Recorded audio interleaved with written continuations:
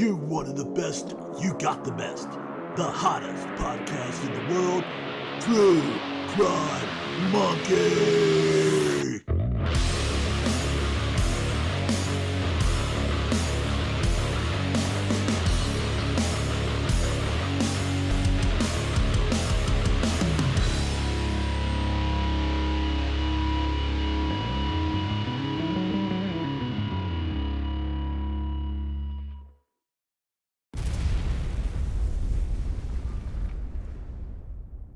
Hello, everyone. Welcome to the True Crime Monkey podcast. And once again, I'm here with John Smith. And as promised, we're going to talk a little bit today about the timeline.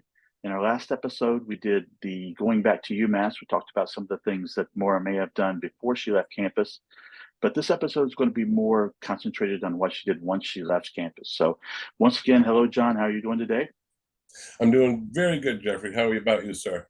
Not too bad. It's a little colder than I would like here, but I'll take it over winter anytime. Yeah, last week we were pretty warm, and this week it's cold. I got the door closed, and the wind's blowing like crazy today. So yeah. Unfortunately, the heat is back on. But before we get going about the timeline, let's go ahead and talk just briefly about some new news that came up last month, and that's the death of two of the folks that are involved with Maura's case. One being Lieutenant Scarenza from the New Hampshire State Police, and the other being a person that's very prominent, Jeff Williams, the then police chief at Haverhill. Scarenza passed away on April 22nd, and I think he had been battling a long bout with cancer. And the other one, I'm not so sure about, to be quite honest. Jeff Williams reportedly died out in New Mexico on Easter Sunday. And the strange coincidence with that too, not even, the New Mexico thing itself, but the fact that his father unfortunately passed away less than 24 hours prior to that. We've all had a chance to kind of look at it and absorb it a little bit. John, do you have any feelings on there? Anything to express? So you have 100% belief that that both did pass away. Scarenza, I have no doubt about, but I'm finding things just a little too convenient with Williams a little bit. And I, first of all, do apologize to his family. If anyone is watching and I'm mistaken, the facts are there. Definitely 100% apology. But given the facts of the case and things that have transpired in the past, I think it's natural for us to have some doubt. So John, what are your feelings on that one? Well, I mean, I know that everything really, that surrounds this whole case is so suspicious anyway. So everything that gets thrown in our face is certainly criticized and scrutinized quite thoroughly, good and bad. And so when these kind of things happen, it certainly makes you think outside the box. We have to look at Jeff, how involved he was in the case or whatever, or maybe not involved in the case as far as, he's concerned, as far as at least February 9th goes.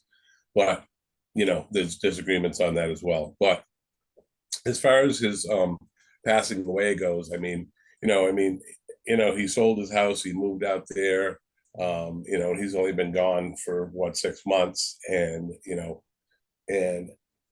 here his father passes away, and then he passes away. Again, I've been long enough in this case to the coincidences just drive me insane, and so, and it being so close, them passing away so close together, it's just, it's not a good thing for the families. Again, I send my condolences out to the family. I'm not here to, to do anything like that, to say anything bad. But is it possible, with this case, that Jeff could still be alive? Possible. I mean, it's, I think that it's kind of far-fetched, but, and I'm not putting anyone's theories down, because, like I said, with this case, it could totally be something that could be, being perpetrated by someone for some reason, because we know this case is just so convoluted and so connected to so many people in so many weird ways. So yeah. Certainly. So, I mean, again, I don't know on that. And as far as Scarenza goes, may he rest in peace. I don't, other than the fact that maybe, I think the worst thing that we have going for us is, the fact that, we're losing people that are connected to this case that have answers, have possible answers. Whether we would ever know about them or not, I don't know.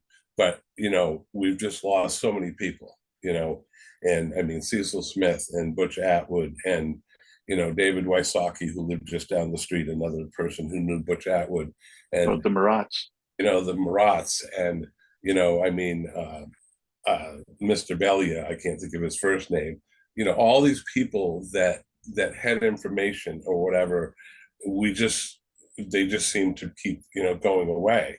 And soon it's going to be just this couple of people that have the original information, as far as police go. And that's as long as they're still alive. And then as far as the family, the Murray family and their advocates, I mean, there's very few of us who are, the beginners who were here in the beginning. There's Fred and myself and Rick Graves and maybe two or three more that were all here. I mean, we lost Joe Davy just a while ago, who was here from the beginning and who was one of the most, resourceful people in this case. And he's one of the people that I think that while we're discussing these kind of things, as far as, things happening, he had connections to some very powerful people in the state of New Hampshire. In fact, his brother and nephew and stuff were in the New Hampshire State Police. And they at one point in time told him to just, hey, Joe, leave this case alone. And, and then, he was supposed to have meetings with the governor and everything, and those never happened, about this case. And, and now he's gone. And it's just, I think about him every day, because we used to talk all the time. But not to get off track, but, these are the things that we're losing. We're losing, great information, great researchers, people that, have original knowledge. And that to me is, is what is worse about, what's the worst thing about what's happening recently is with all these people. Not to there's a lot of people out there who may just be seeing either this podcast or another, or just learning about the case. But next year will be 20 years since this happened, and everyone's getting older. Their memories maybe not be what they were. We're just hoping someone actually sparks something in their memory that they have suppressed for a while that'll come up. But as every day passes, everyone's getting older, and there's got to be a time limit to people's knowledge, and hopefully someone will come forward before that. All right, well, let's go ahead and get back to today's topic. Before we get started, if you do like what you're hearing, you want to see more stuff from me and John, definitely hit the subscribe button down below. That helps us get together, helps the channel, helps us get the story out there to more people. So, John, last time when we left off our going back to UMass episode, pretty much we left off at the ATM. The timestamp that we've seen on there, whether we suspect that to be valid or not, it's a whole nother story. But that was about 3:15 to 3:30. After that, she presumably would have left to head up to the Woodsville, Haverhill area, if that's where she was headed, but at least to New Hampshire somewhere. Doing a Google map driving route on that one takes about 2 hours and 18 minutes. And if she was at the Weather Barn corner at 7:30 approximately, as we've seen by the logs and pretty much everything that we can tell, that leaves a lot of time. We've heard about the missing hour. There could be up to a missing hour and a half there with that short time of 2:18 to get to Haverhill. I think it's very possible that she may have left the ATM, if that's where she was, and stopped by the police department to pick up forms as Fred had requested. But even after that, give that 15, 20 minutes. It's still a lot of extra time.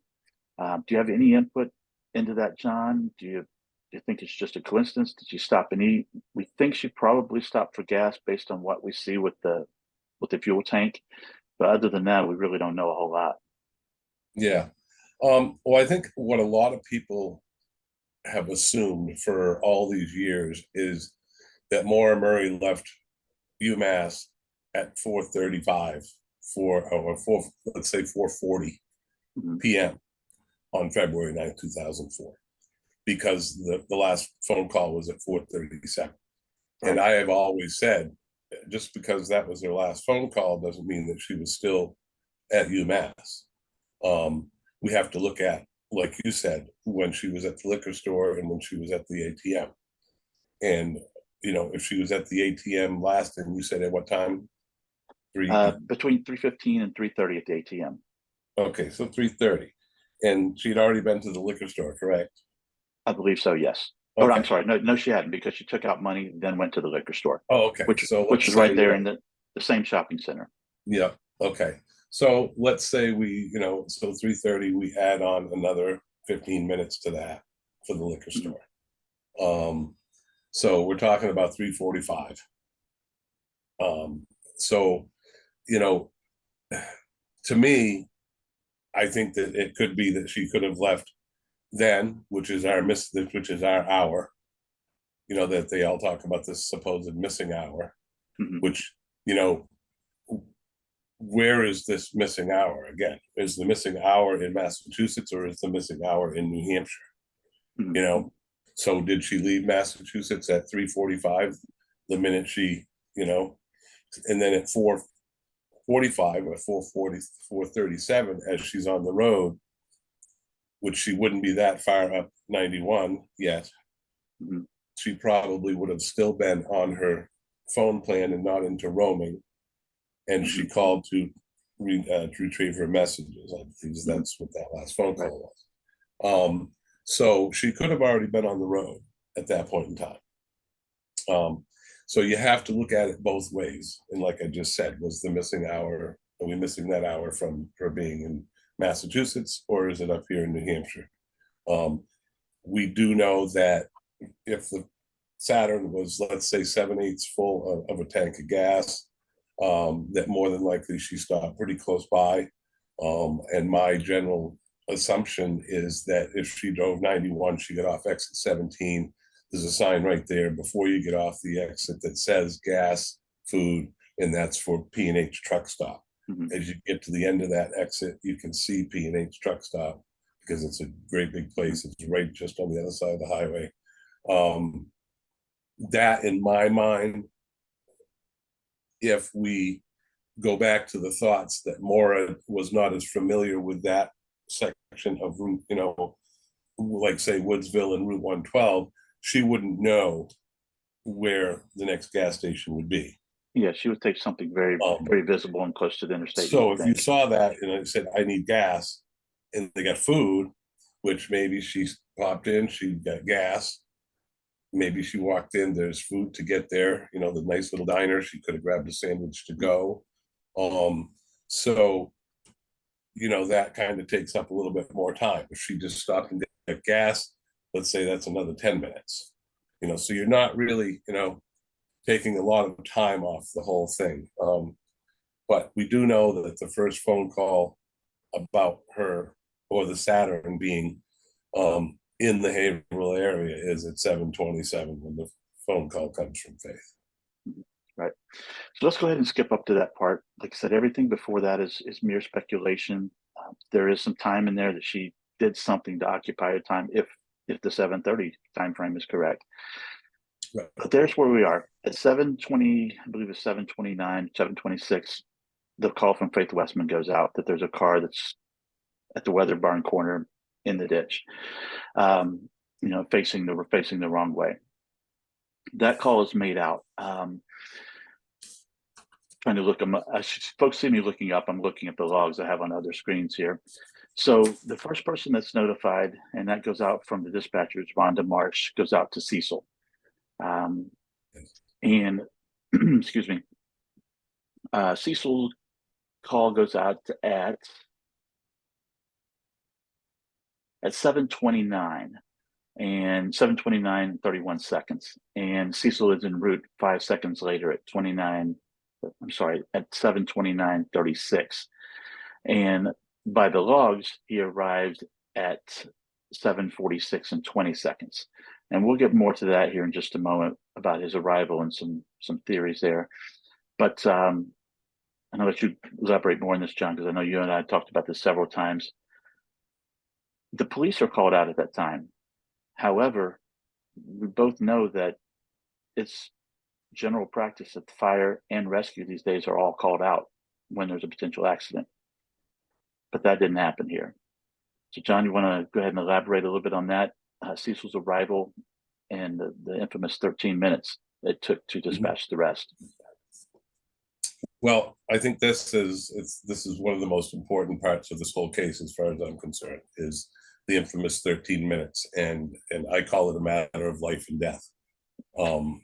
And the reason that I do that is because if it's protocol to when you get an accident and it's like you've got a car in the ditch and unknown PI. Those are the two words in that part of the narrative from Faith Westman that are in the dispatch logs that totally make me go, okay, police should be dispatched as well as fire and EMS. Right. And that's unknown personal injury for those people listening. Yeah. So automatically both should be toned out at the same time. And we know that Smith was toned out at 7:29:36 or whatever, okay, or is en route. And it is another 13 minutes before the fire department and the EMS are toned out. And that has never made any sense to me. It's just this gap of 13 minutes that what were they doing to try and figure out that they should send them? I mean, it's... Right. And fire was dispatched at 7:42:30, which is, obviously 13 minutes after Cecil was dispatched, but it's 4 minutes before he arrived. So that call didn't come from Cecil at the scene to send fire out. It had to be dispatched. Why the delay makes no sense. Right. And if you look at the dispatch logs, and if I'm correct, I gotta go get my glasses, but if I'm correct about that, the time that they would have toned out fire department and EMS 13 minutes later would have been approximately 7:42, right? 7:42:30 seconds. Okay, so you look at that right there. Now, if they hadn't spoken to Atwood yet, all right, so let's disregard Atwood. So we're going by what they knew up to that point in time. If they hadn't spoken to Atwood or didn't have any of Atwood's information, why in that 13-minute period of time did they all of a sudden decide to tone out fire department and EMS? Now, I can see that if it was 3 minutes after Atwood got off the phone with them and he said, yes, I spoke to the girl, she was shook up. Now they have a real good reason to send EMS because now you have a potential victim of an accident. So, that's something that I think that is right there that just makes so much of a difference in all of this. Yeah. And one thing made them do that. I've not given it much thought, but the EMS and fire were dispatched, it appears, by Anthony Stiles rather than Rhonda Marsh. And I've never really understood why two different dispatchers are dispatching on the same call. Well, sometimes that will happen sometimes that will happen if, like, say, Rhonda's having a different conversation with something else, because she might, these dispatchers don't work just on one call, because there might be only two dispatchers in that center, and they can be dispatching 10 different calls. Right. And they may be working the whole county. Yes, and they, and there's a few of the offices, but in that one office, there could be two, there might be three, and they are juggling all these things. I think dispatchers are wonderful people. They're great. What they do, man, that's juggling a lot, and to not get, nervous and upset. If you've ever watched a show and seen all the screens that they are monitoring at the same time, it's crazy what they have to monitor. Granted, up there, it's probably not, it's not the big city or anything, but still busy. Yeah. So, I think that's like we said, this 13 minutes, it doesn't make any sense why it took them that long. It doesn't make sense the timing of when they did it. And then the second thing that really needs to be looked at, and I have discussed this with the Murrays, I don't know how many times, that because we've discussed, possible negligence lawsuit on the part of the police. And that's, like I say, it's a discussion that I've discussed with them, not that they're thinking about doing it, but if they were going to. And my whole thing is they waited 13 minutes. And if you think about the time frame, okay, that it takes for Cecil Smith to arrive is, I believe, 17 minutes is his response time. His arrival was 7:46 and 20 seconds, so he was about 17 minutes. Mm-hmm. Almost 17 minutes. Okay, and supposedly he was coming from the police department, is what we've been told over the years. Mm-hmm. So you've got that for a response time, and I totally believe that when he signed off at 7:46, that is when he got there. Now you look at the response time of the fire department, and it is 11 minutes. Mm-hmm.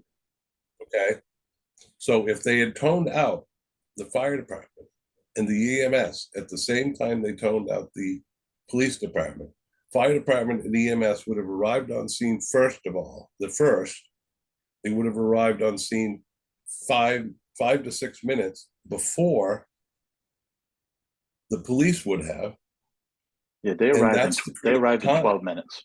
Yeah, police and EMS arrived. I'm sorry, fire and EMS arrived in 12 minutes. Took Cecil 17. Okay.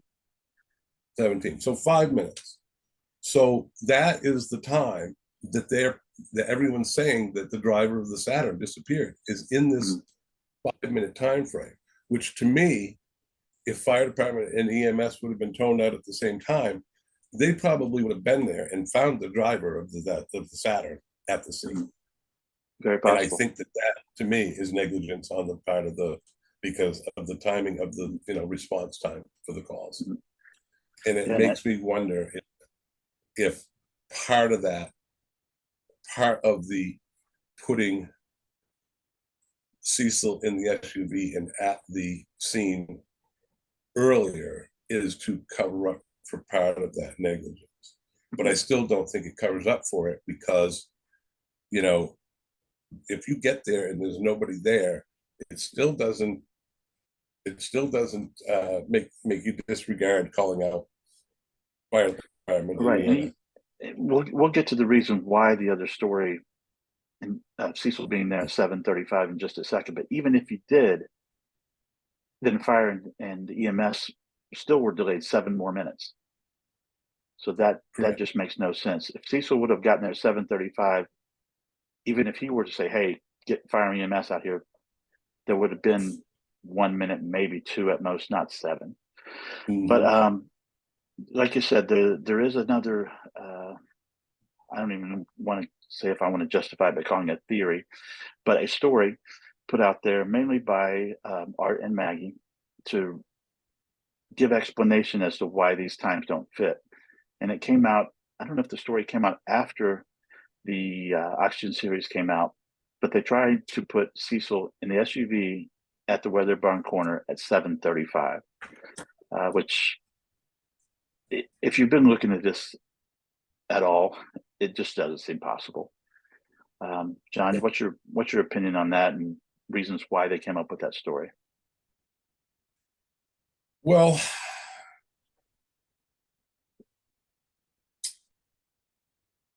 I truly believe that Karen McNamara is dead on about what she said, about what she saw. Even if she's a few minutes off one way or another, that's not as critical to me as the fact that she said that she saw 001 pass her twice, and then she saw that vehicle nose to nose with the SUV. I mean, with the Saturn at the weather barn corner. So, that's very important. That's something we have to look at. And as you're looking at that, you're thinking to yourself, well, why? And then why did they tell her? Why did someone tell her that the vehicle was on commission that night? So it's not what she could have seen. So I think that's just another thing to add in there. But why they tried to change that was because somebody was in that SUV and was more than likely at the scene earlier than the arrival time of Cecil Smith, who I believe was in the Crown Victoria on the night of February 9th. No matter what anyone says, I think that that's what he was driving. We can almost pretty much back that up by John Monahan's statement. That when he was prompted even by Art Roderick, about the vehicle, he put him in the Crown Victoria. It's things that you just don't, he said the Crown Victoria because that's what he remembers in his mind.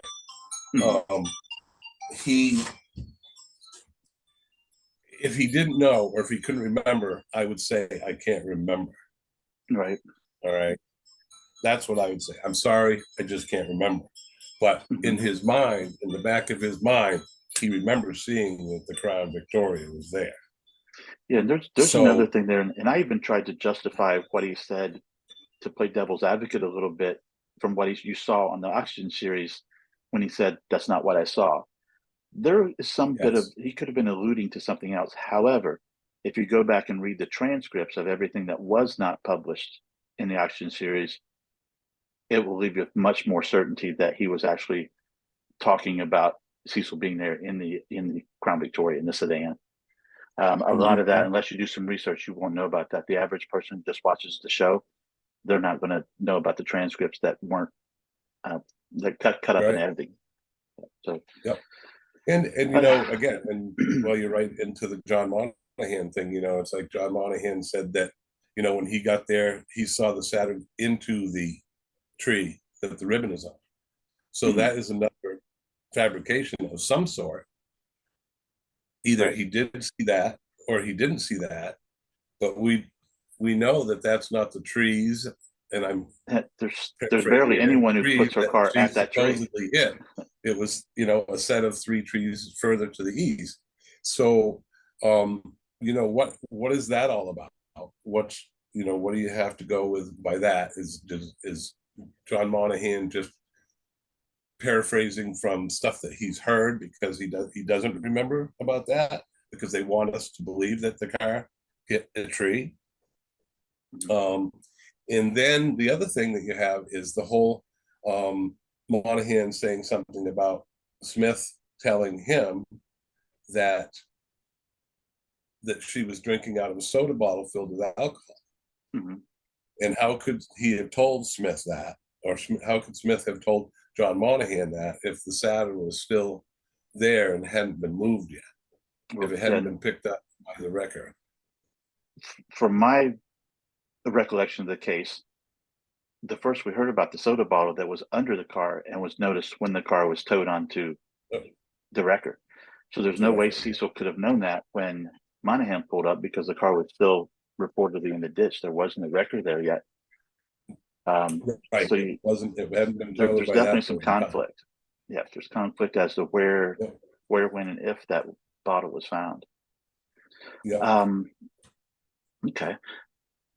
There was one other item I wanted to get to about Monahan as well. And one thing I want to throw in there, you heard us mention the name Art Roderick. He is at this time, a retired U.S. Marshal. And I think a lot of people overlook the fact that he was that and that he's an impartial person to this case and just calling it as he sees it. He's a policeman. He's law enforcement, be it retired, be it active, whatever. So we'll go into more probably in later episodes about his bias, but there's an obvious bias toward law enforcement. And in fact, like I said, we'll get into it later, but the whole Oxygen series may have been a propaganda picture, for lack of a better word, to absolve law enforcement of any guilt, wrongdoing, malfeasance, negligence, anything in the case. Excuse me. That's right. I agree. Yep. All right. Okay. Well, we've got the call from the Westmans. We're at the Weather Barn corner. Cecil is there, talks to Monahan. And what do you see transpiring after that? We see that Mike Lavoie is the one who's called. We've talked about this before, that he was not on rotation. And again, rotation is not a, you take this one, I'll take the next one, and we'll alternate. It goes in a period of, could be a week, could be 2 weeks, could be a month. Dick McKean was on rotation and should have been called, and in fact was called by law enforcement, Haverhill, that day to pull a law enforcement vehicle, which is still in some matter of discussion, out of a ditch. So he definitely should have been the one that was called, and actually ended up being there at the scene and having a small verbal confrontation with Lavoie. But John, do you have any thoughts on how Lavoie was called, why he was called, and when he was called? And I thought of something today, and I don't think this is a possibility, but reportedly Maura said that she had called AAA when she allegedly spoke to Butch. Is there any chance possible that she did call AAA and a call got through and AAA was the one who called Mike Lavoie? I don't think that's very possible, but it's just something that popped into my head today, and I want to get your feedback on it. Well, there's supposedly a rumor out there, and I believe it was actually not even a rumor. I believe it was in a newspaper article, and I believe it was stated by a police officer, and it might have been Scarinza, that that Maura had spoken to someone and asked them to call a tow truck for her. And I cannot remember exactly who it was, but that was one of the other things that we come in. So that was like the third witness as far as I was concerned, as far as Westman's, Atwood, and then that person. And was that a person that drove by as she was at the Weather Barn corner, in distress there, and she asked them to call? To this day, of course, we do not know who it is, who that person was. But I know that it's out there someplace, and I'm sure if someone's listening, maybe they can be the sleuth and find that information, but I know that's out there. As far as who would call, the tow truck.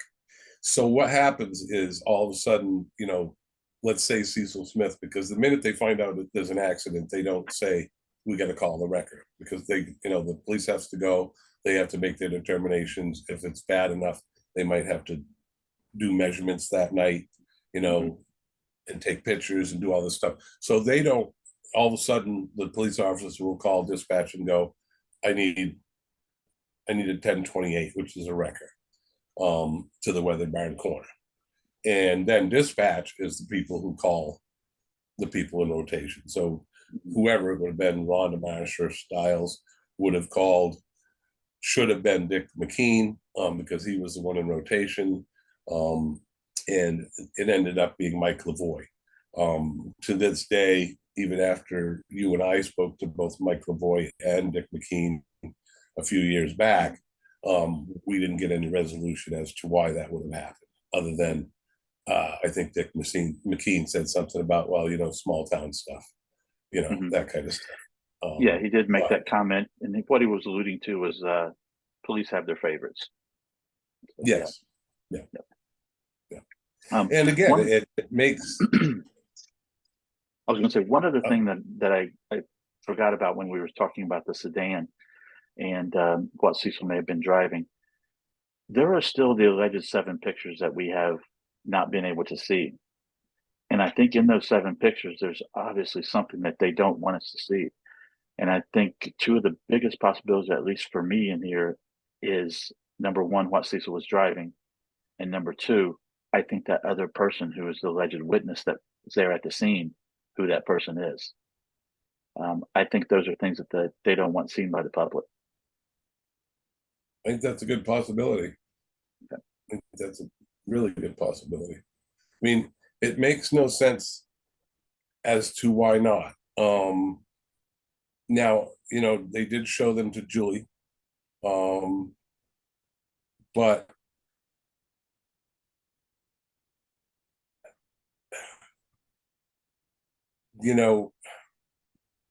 that's 7 pictures, okay, that they showed to Julie.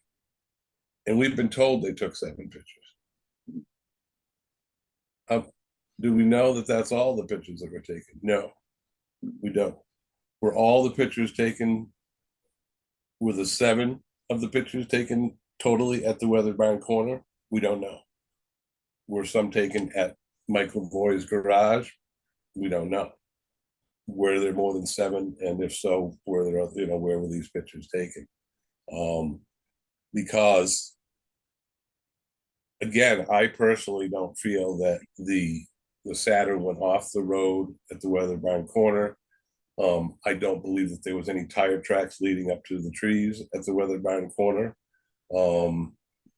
And as far as I'm concerned, those were, at least if the Saturn and everything else that happened at the corner that night wasn't staged, at least the tire tracks up to the tree were staged, in my opinion, because of the damage to the Saturn. We've seen news reports from, I think it was WMUR and maybe some others, right after, the day after and things. There are no tire tracks.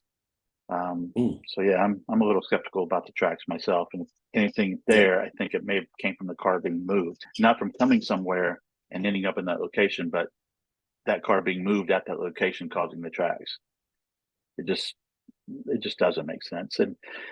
And again, back to the car's location, I don't believe it was off in the ditch very much and up against a tree either, because we talked about Butch Atwood's account. He said he spoke to Maura over the car. If he spoke with Maura over the car, he would have been on the inside of the road. She would have been on the outside of the ditch. If she was up against the ditch, she couldn't have got the door open. So she would have been on Butch's side and had to crawl over 2 airbags.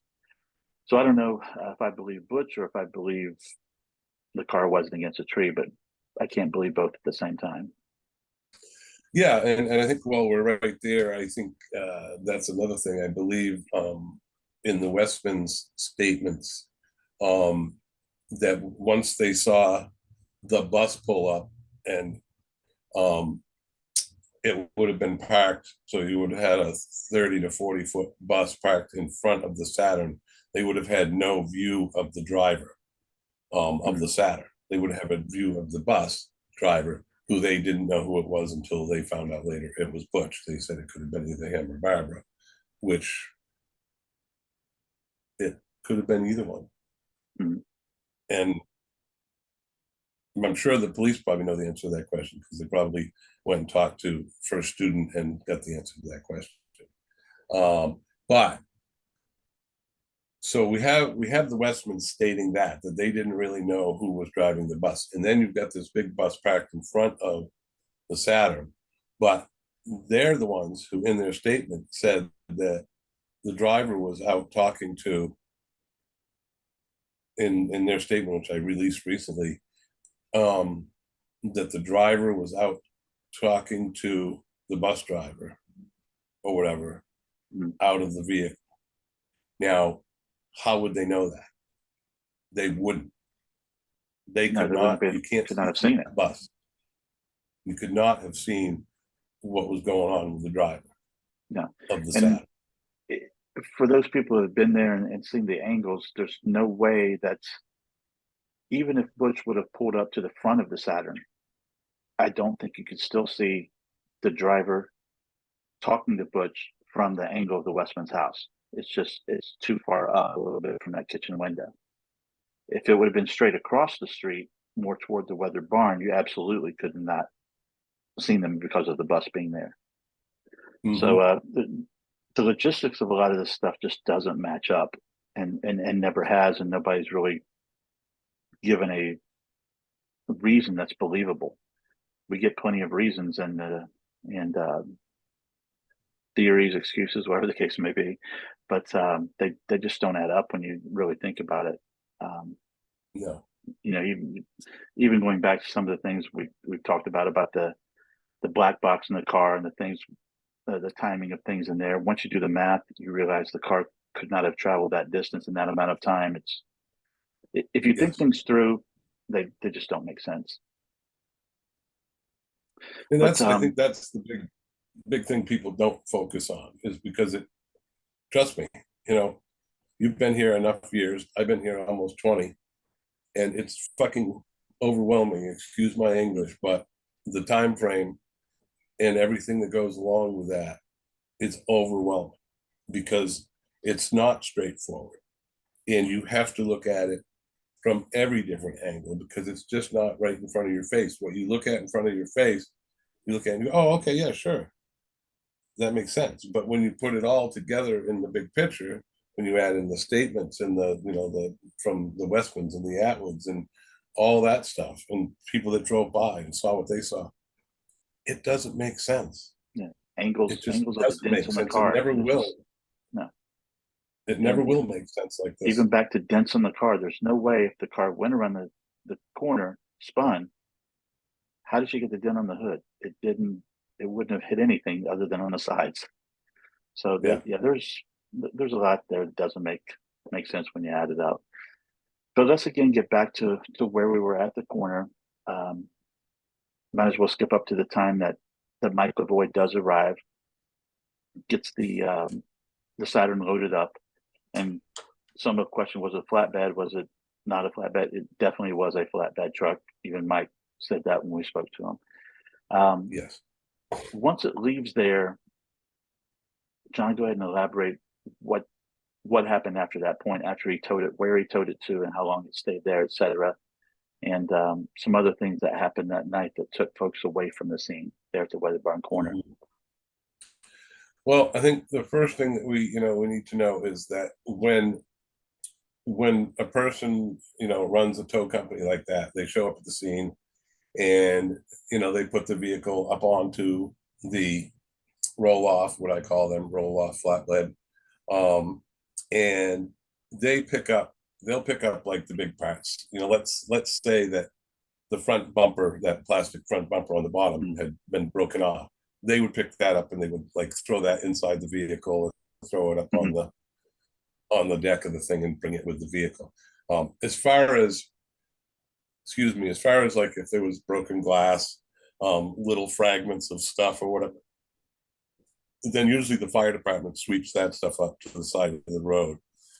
They don't always pick it up unless it's part of an investigation, which, if somebody got killed, they would probably pick it up because they would want all the information or for investigation. But in this case, sometimes a lot of that stuff just gets swept off to the side of the road. Now, in the case of Maura's car, the Saturn's damage had nothing substantial enough that there would have been anything large enough to be picked up. The only part that has never been accounted for that I know of is the little piece that's missing off the front fender right by the headlight assembly. It's a little triangle kind of piece that got broke off. And where that piece is to this day, don't know. Don't know if it was in the Saturn. I mean, I didn't see it when I looked at the Saturn through the windows. I didn't open the vehicle and go inside. And that was when it was at Lavoie's, at his automotive garage, not his personal garage. But anyway, so that's the way that all begins and everything. Now, the next thing that we have to look at is the fact that we have to assume that the rag in the tailpipe was not treated as evidence that night, even though Cecil Smith treated it as evidence in his comment to the Westmans, as much as putting it out in the BOL. The Westmans, the report, everything was very important to Cecil. Yeah. Yes.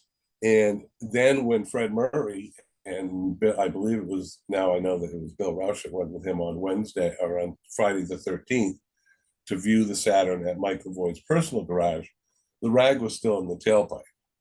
Now, it wasn't covered. It didn't have a bag over it. It was just hanging there out of the exhaust. Now, again, that makes no sense to me, because if they were thinking that it was evidence that night, which they should have, because the minute you can't find the driver, it's of suspicion. It's definitely suspicious, whether, because, like we said, people have said, oh, that's where you put it if your car is broken down. No, that's just not the way it works or whatever. And the whole fumes or whatever, but that's a different story. So anyway, when Fred shows up, they want him to, the rag is still in the tailpipe, and they didn't treat it as evidence, which I found to be very suspicious. And when they asked Fred to start the vehicle, Fred said, well, can I start the vehicle, whatever. They said, sure. Do you have any keys? And there was a hide key on the vehicle. But they said, when Fred went to retrieve that key, they told him, well, you're going to have to take that rag out of the tailpipe before you do it. Now, again, if this is evidence, they're tainting evidence. Are they trying to get Fred's response as to why the rag was in the tailpipe? And I think we have to question that now, because Fred has told people and told the world that he told Maura to do that if the car was smoking. So but it's still very questionable to me why they would not have been treating it as evidence. And I've also wondered why if it was that important, why was it not secured on the bed of the tow truck so it didn't blow out, for example? Exactly. Exactly. Yeah. And and then the whole other part of this whole thing, I mean, while we're right here with, we have to go back to why did Mike Lavoie get called for the tow instead of Dick McKean? And then Mike Lavoie has to end up putting this in his personal garage at his house rather than in an impound lot, because he didn't have an impound lot at the garage at the time. But Dick McKean, who was the person who was on call that night, has an impound garage. It's a building, it's a great big barn, it's an impound that he puts everything in. Yeah. So he was the official Haverhill impound at the time. Yeah, and that's another question as to why they had Lavoie call instead of McKean. One of the other things too, and we kind of skipped over this and I forgot to mention this, but before we get to the other events that were going on in the area that night in the county, I want to talk a little bit about how fire and EMS were cleared, because we have them both arriving on the scene at the same time, but they didn't stay at the same time. EMS, want to look here at the logs again, but EMS arrived at 7:56:08. They were cleared at 8:02:13. So they were there for only 6 minutes. And fire was on scene, arrived at 7:57:12, stayed on scene till 8:49:07. So they were on scene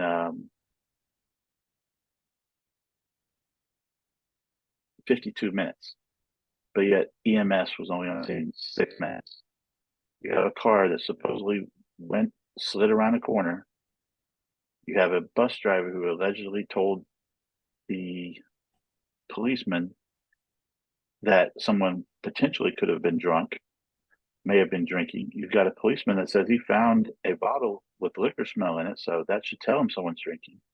You have a broken windshield, which they claim was broken from the inside, and you have a missing person that could be injured with a head injury walking around the snow, not freezing weather, but very close to freezing and cold, but you send EMS away in 6 minutes. And also, it's important to know that Haverhill actually had 2 EMS units at the time. The other one was not called to any other event during that time frame, so there was no reason to release that one in 6 minutes. It just seemed extremely strange to me why that would have happened. The conspiracy theorist and all of us wants to say, hey, did they have a better relationship with those of the fire department and really didn't know those folks on the EMS team, didn't want them to see what was going on? Any thoughts on there? Any rationale as to why they would release the EMS in only 6 minutes? Well, it brings me back to the 13 minutes that it took him to tone him out. And why did you tone him out? And then why did you have him only on scene for 6 minutes? It's just another thing that just doesn't make sense. The only thing that we do know is that Dick Guy, the EMS person, responder, his partner, Tim, is the one who said to him, hey, what's up with the rag in the tailpipe? And when Cecil got back to the scene from wherever he was at that point in time, which must have been at Butch's, I would imagine, or at the Westmans. I can't, I'm not sure which. Hard to tell where he really went first. I mean, logic would tell you went to the Westmans first because they're the closest and right there. And then if they didn't say anything, say, "Hey, I saw the bus driver at the scene," would naturally then he would go up the street to the bus driver. That's my opinion on the order that he saw the folks. Unless he heard something over the scanner about a bus, but we don't know any. We don't see anything in the logs about a bus, so not more than likely. So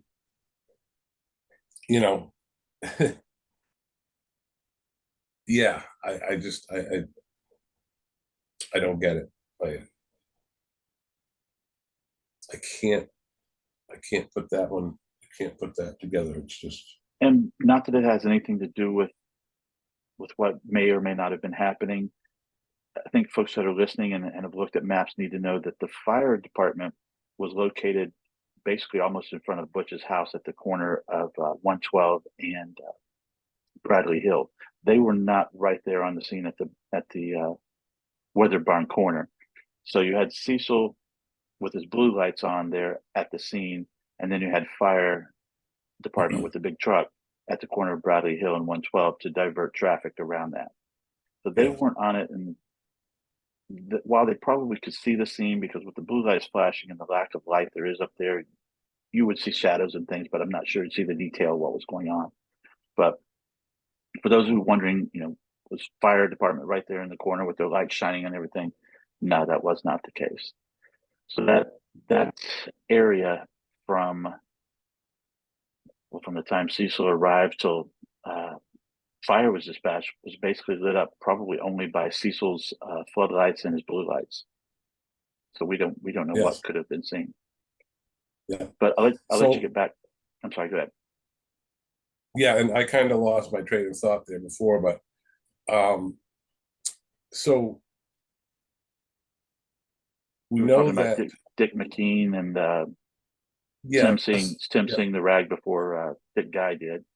Yeah, so so I think that that to me is an indication of once they said that, they basically told them to leave, and then we have the whole thing about Abby Kennedy saying that they were even told to get away from the vehicle, which again, their fire department, what harm are they doing if you're not touching it, or you're not covering, if there's footprints all around the vehicle in snow, then yeah, I can see. But they're it's not like these guys are like passersby just going in going, oh, what's going on. They're first responders. They know what to do. They know that this is whatever. They're not just going to run up and go, because so and then we also have Abby Kennedy saying that that Cecil Smith left the scene and went to Mountain Lakes at some point in time. He had mentioned that that's where she might have gone, and that's where he went to look. Now, they were still at the scene. Fire department was still at the scene. And so we don't know exactly what time Mike Lavoie showed up. We don't really have a exact time frame of what time he showed up. But I asked Abby Kennedy, I said, do you know what time he towed the vehicle? And she says, I've got no idea what time he towed the vehicle. But John had mentioned Mountain Lakes. For those people listening that are unfamiliar with the area, Mountain Lakes is also the location of the infamous A-frame house. So throw that in there for your thoughts. So, again, right there, the way they're saying it is that, that Smith asked them to do this and do that with the car, open the car up, the fire department. So in one instance, he's telling them to get away from the vehicle, and then we've got in another instance, Abby Kennedy saying that, well, he had us pop the trunk of the Saturn that night. So, and we've always been told that the Saturn was locked when they got there. They never went inside that night at the scene. We've got witnesses, two passerby witnesses that believe that they saw a car door open. We have Mike Lavoie, who told us in our interview that we did together, you and I, that the Saturn door was unlocked. Correct. So again, it's just another part of this whole case that there's so many different parts of it where it opens up that other can of worms, because somebody is not telling the truth. I mean, that's what we know about the scene. Somebody's not telling the truth about the scene. Yeah, the car was, I'm 100% confident the car was open. I mean, like I said, we have two different people that said they saw it open. I have never to this day still understood the reason for the claim that they got a search warrant to get in the car.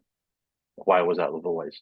They'd already been in the car. They're not investigating, or maybe they are, some other type of crime, let's say drug trafficking. Do they need a warrant to get into that car to search any hidden compartments? I don't know. But for a DUI walk away, I'm not a lawyer, but I know a little bit. I don't think you need a search warrant to try to help find a person who's missing. I mean, and it makes no sense. Yeah, I mean, the only thing I can think of, unless they're trying to protect themselves, which, by getting the warrant case down the road. But if you look inside a vehicle, okay, say you pull if you pull up and there's a car abandoned beside the road and it's not unlocked, you can open the door. You can look at it. You can look at anything that you can see in that car is free for picking, free for looking at. But if you start opening up like the console, the glove compartment, looking under the seats, that is where you get into trouble, because it happens. Yeah. Then whatever you would find would be inadmissible in court. My point in this one is they're not looking for stuff that they need for a court case. They're looking for a missing person who walked away from a DUI. Yeah. So it just never really made sense to me at all on that one. Yeah. And it certainly adds to another pile of the questions as to why they would have bothered, especially at that point in time, that quickly. Right. I can see if they wanted to, if they thought it was a drug mule car, and 2 weeks later they said, okay, now we want a warrant for this thing because we're going to tear it down from head to toe, and have all the parts laying on the garage floor. I can certainly see that. But yeah, do you think there's any way possible that all this ties into the truck at the Agway supermarket that they ran the plates on that night that came up, the Texas place that came back to the red flag? But yeah, we've never been able to determine who owned that car or why it was there. And also to couple that with the stories of whether it be FBI or ATF who was in the area that night looking at something. We don't know if the two are related or not. Have you ever given any more thought to that possibility? Well, I do know that that the car was pulled over. Vehicle, we don't know what vehicle it was because I never got any further with getting any more vehicle information on it. But we do know that it was pulled over in the Agway parking lot in North Haverhill. And Cecil Smith is the one who pulled over and checked out the vehicle and said that the subject was making a cell phone call. And if you go and look at the sheriff's department records and the dispatch logs, you'll notice that for some reason Cecil, after Maura's incident at the Weatherly Bryan Corner, his next call was a attempted suicide by a kid from the Beckett School down on Limekill Road by the power lines. And that's his next call. So, but during that time after the call was there, apparently they had taken the kid to the hospital, and he was there at the hospital. But so for some reason, Cecil left the hospital, didn't sign off or back on from the hospital and back out on the road. And then he goes and he pulls over this, or pulls into the Agway parking lot and checks out this person making this phone call. But it's the time when he does that is before he actually signs back on at the hospital, which is, I can't remember how many minutes it is right now, but it's definitely quite a few minutes. So it's just another weird thing. When I got, because so I had a friend who could run license plates for me, and he used to do that for me. And it's basically illegal to do, but he had a way to do it. And when he ran this Texas license plate from the Agway vehicle, he came back to me and he said, "You just got me in trouble." And I says, "What?" And he says, "Well, that's a red flagged by the DEA." And I said, "Well, what kind of vehicle?" He said, "That's all that they said to me. What do you want information on this for?" And it's red flagged by the DEA. And that's all he would tell me. So it really struck a chord with somebody. Now, was it a DEA vehicle? Was it somebody that the DEA was looking for or interested in? I do not know. And of course, has it anything to do with Maura's case? Again, don't know. But we do know from, that night, as well as in finding that out in the next couple of days, that we know that federal marshals were in the area as well. And Haverhill is a pretty small little area to have DEA, federal marshals in the area, unless something pretty good size is going down. They're looking for certain people. They got a sting operation going on, possibly. So, yeah. Does it have anything to do with it? A good question. Another good question. But one other thing, that it could mean nothing, but we also noticed that Cecil was on duty that day for quite a long time. If he was working the 3 to 11 shift, as we originally told, he probably would have finished up after they took the kid to the to Cottage Hospital, and he probably hang out there for a little while and then left. He should have been done at that time, but yet we see him on the logs until, and I would have to look again, but I believe it's after 1 o'clock in the morning. Strangely enough, at 1 o'clock in the morning on a very, very early Tuesday morning, there are 3 policemen on duty, but yet all of Monday night, we just had 1. Well, like I said, I don't know if that means anything, but we allegedly had 1. See, I don't. It just seems strange. Yeah, I don't agree with that. That Cecil was the lone officer on duty that night. He wasn't. He wasn't. There were more officers on than just Cecil Smith. Are they in the logs doing any activity that night? I believe that H6 and H3 were both working. Byron Childs and Martin Cashin, even though they were later. That's what I say. I think that may be based upon their activity being in the logs. They could have said they came on at 9 o'clock, Yes. and didn't have any activity until we see them at 1 o'clock. But we do see Cecil, McCashin, and I got to forget his name again. All together at about 1 o'clock, and I think that is Cecil's last activity for the evening. That's in the logs. All right. Well, John, we've been on here for a little bit. Is there anything else you want to add about that night? Anything at all you think is important that the viewers and listeners want to hear about? Well, I think what people really need to know is that this is a 20-year-old case, and that lots of people have been looking at this very intensely for many years, and just don't watch certain things and focus on certain things that you're told. Please do your homework. Please do your own investigation. What we tell you, what Jeffrey and I are telling you. Sure, if you scrutinize us, that's fine. That's what we want. We're not here telling you this is 100% truth, because we don't know. A lot of what we talk about is speculation. But don't take everything that everybody says at their word and believe it is truth, because you're going to end up being totally narrow-minded. You're not going to be focused on what you should be, and that's the amount of inaccuracies and inconsistencies that completely have to do with the timeline and the weather barn corner on February 9th, 2004. Everything is right there in front of our faces. I swear that's where our information is. From the time she left, there's stuff that before UMass, or before she left UMass that has, had reasons behind why she left. But what happened up here at the Weathered Barn Corner is where the true answers lie, in my book. I think that's where we're going to find our answers, is from this.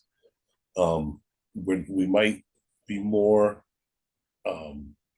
knowledgeable if we were to have more information from what happened before she left UMass, but I don't know if we're ever going to get that. So we're working with what we got to, what we have to. So yeah, just keep doing what you're doing, and like you said, this case can be solved, but by who and when is the next question. And as we discussed in the beginning, it's 20 years. People are getting old. People are passing away, and it could become a cold case just because of that. Mm-hmm. So yeah, that's my words for the. All right, guys. Well, once again, John, I appreciate you taking time to do the podcast today. Once again, for all the listeners, viewers out there, please hit the subscribe button, hit the like button. It helps the algorithm through YouTube and everything get the story out there better. And until next time, I think that's about all I got. John, thank you, and we'll see you on the next one. Thank you very much, everyone. Thank you, Jeffrey. Take care. Right. Have a great day. Right. Peace, everybody. Peace.